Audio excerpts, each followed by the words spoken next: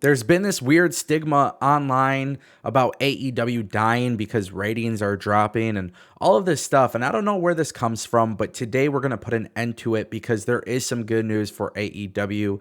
And no, we're not just talking about ratings. We're talking about business overall for AEW, something that needs to be discussed. Also, on top of that, Ric Flair says WWE is erasing his legacy. Jeff Cobb turned down the WWE, and we're going to talk a little bit about that as well. So you guys already know what to do. Subscribe for more videos like this. This is a place where we all come together to discuss wrestling, and the Discord link is down below if you guys want to join other pro wrestling fans, all that good stuff. Let's get right into it. Ric Flair says WWE is canceling him. He says that they're erasing his legacy, and I know a lot of people like Ric Flair as a wrestler. But since Dark Side of the Ring, the words that have been coming from Ric Flair have been very, very incredibly weird and interesting. And I don't know, man. I don't know if this guy is just looking for attention or whatever it may be. But he did tweet this out. Speaking of legacies, WWE has decided to erase mine. That's all good. However, these two belts are my legacy, and I'd like them returned. I've asked twice, apparently falling on deaf ears. I'm assuming that next week on Flair Uncensored, I'll have to explain in detail. Woo!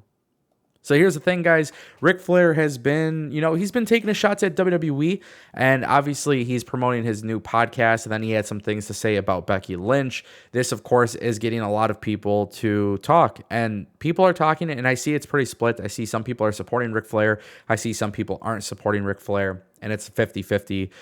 This, obviously, of course, is due to social media and stuff, but I wanted to talk about this specifically because I don't really know in which way WWE is canceling or erasing Ric Flair.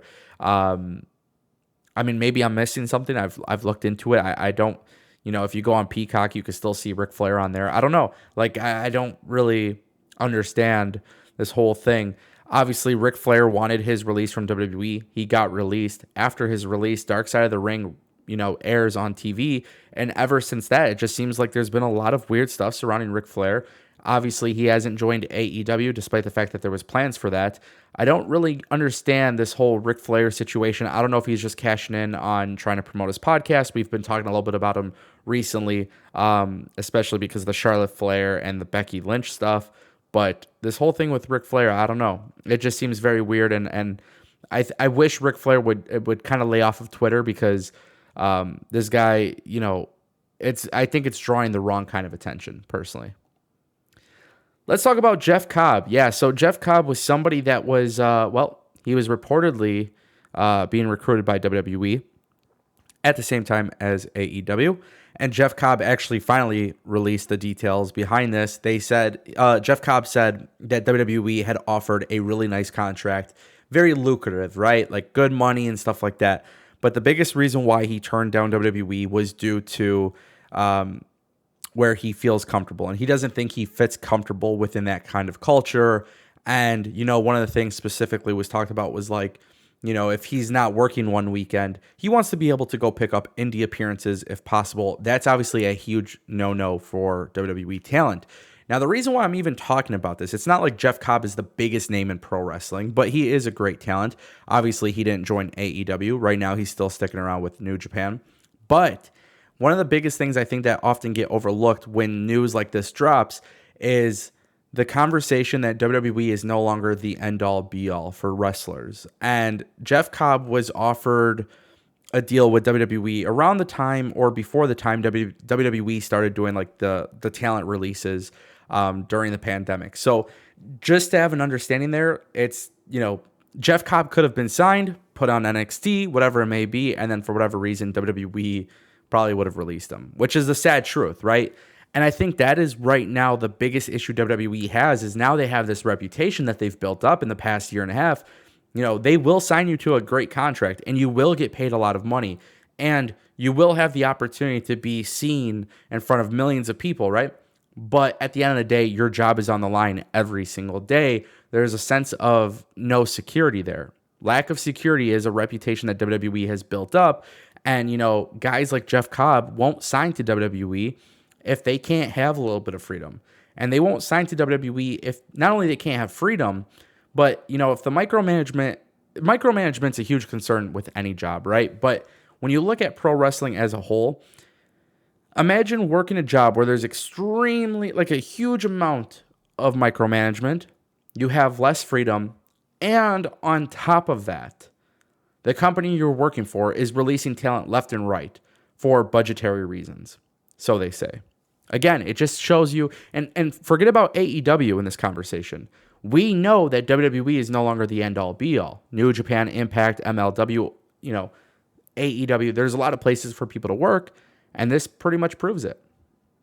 Let's talk a little bit about Bryan Danielson, Hangman Page. You guys saw it, Dynamite. Bryan Danielson turned heel.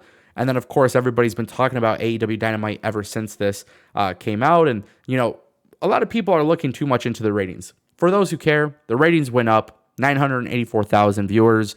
18 to 49 key demographic was pretty decent. It was around 400,000 roughly. Now, the big thing here is AEW actually has some really good things happening on the back end business-wise. So to put this in perspective, the ratings have gone up again. On top of that, pay-per-view buys are the second largest in company history.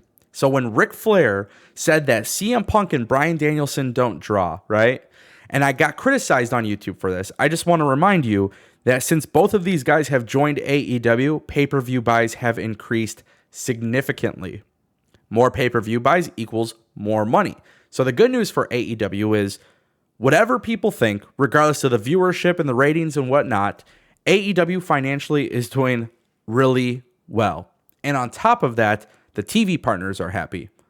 Everybody is happy with AEW. There is great morale backstage for AEW. Wrestlers are happy. The business people are happy. Tony Khan is happy. I mean, literally, everybody's happy. If you go look at WWE, I'm sure the TV partners and everybody's happy too because they're all making money and they're all rich and whatever. But the same can't be said about backstage morale. So there is more to success than just the business aspect, and both companies are successful. AEW seems to be a little bit more successful when it comes to talent and the overall happiness in the company. Now we look at Dynamite, and AEW is continuing to build on storylines for Hangman Page, a new champion. Bryan Danielson turned heel, something that we didn't expect. And on top of that, now we have CM Punk and MJF being built up. So when we talk about AEW, right, and we talk about former WWE talent going there, and how can it be beneficial and how can it be an issue? It's beneficial because AEW is putting WWE guys with up-and-coming talent, and they're building stories collectively. You're building up guys like Darby. You're building up guys like Daniel Garcia. And on top of that, now you have MJF and Hangman Page, two guys in the most lucrative and incredible storylines possible because they are tied together with CM Punk and Bryan Danielson. So when we talk about viewership increase, when we talk about pay-per-view buys, now this is business, right? We got to look at business. And the business says CM Punk and Bryan Danielson, since joining, have helped increase pay-per-view buys, right? Now you add two guys that are the up-and-coming future of this company, and they are put in prominent positions featured with those two guys. This gets people behind the product even more. This is smart business, and I commend AEW for that very, very much. So I want to know what you guys think. Hangman Page is a great champion. Bryan Danielson as a heel was something I didn't expect. And at first, I won't even lie, I really wasn't happy about it. But then I looked at it from the perspective of no, this is storytelling. Let it play out. Now, if they let it play out and then it fails, yeah, I might be a little bit more critical. But it's all really good stuff. So let me know what you guys think in the comment section down below. And I'll see you next time right here on YouTube. Peace.